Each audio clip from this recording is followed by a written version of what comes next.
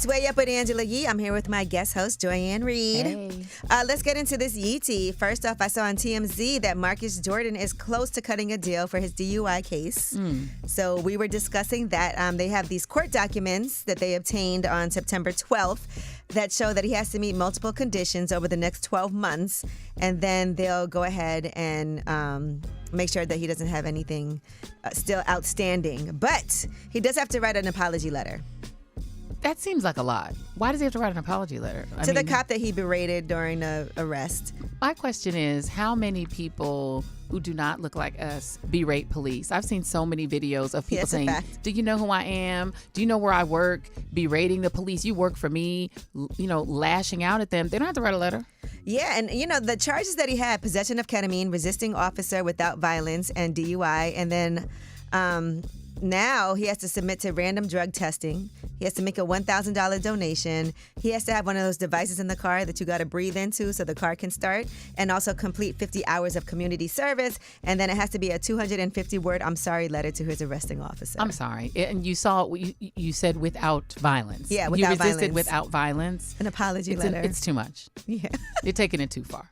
Get over it, I got to please. search how many people have had to write apology letters before this.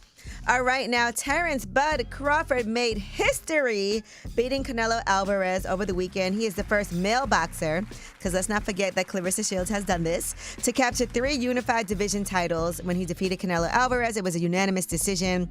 And, normally in boxing, people will argue, oh, well, I don't know if he won, but he won that, hands down. Yeah. Dominated that entire fight, and it wasn't over until 2 a.m.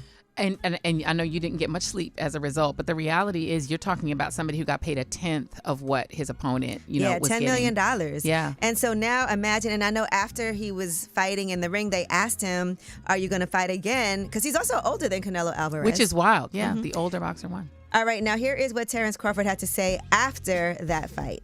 Canelo is, an all-time great. He's the last one. So, when you look around, you say, I'm the Canelo, I'm the face of boxing now, and I'm the best pound-for-pound fighter in the world. Yes, that was Terrence Crawford talking about being the best right now, because I felt like people were doubting him, too. He was definitely the underdog in this fight, as we can see. And I feel like we're kind of past the age of the Mike Tysons, obviously the Muhammad Alis.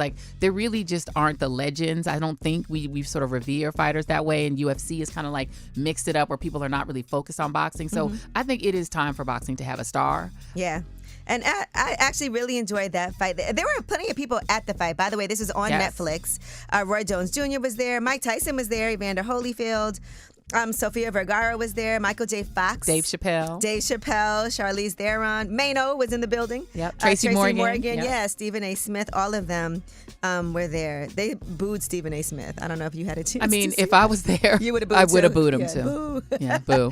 All right, now, in addition to all of this, Canelo Alvarez had to say to Terrence Crawford, he felt like he was better than Floyd Mayweather when it came to boxing. I tried my best tonight, and I just cannot figure out the style. I think Crawford is way better than Floyd Mayweather. Huge compliment. Yeah, that is. But Bud is like, don't you try to put us against each other. Here's what he said. Floyd was the greatest in his era. I'm the greatest in my era. It ain't no need to compare me to Floyd or Floyd to me. That's kind of what Chris Brown says when people try to compare him to Michael Jackson. Y'all got to stop. Well, it's not really a fair comparison, if we're being honest. Well, that is your Yee tea. And when we come back, we have Under the Radar. These are the stories that are not necessarily in the headlines. They're flying under the radar, but you definitely need to know about them. And I definitely want to talk about this Fox and Friends commentator, host, whatever you want to call him, and what he had to say about people who are homeless and lethal injections. It's Way Up.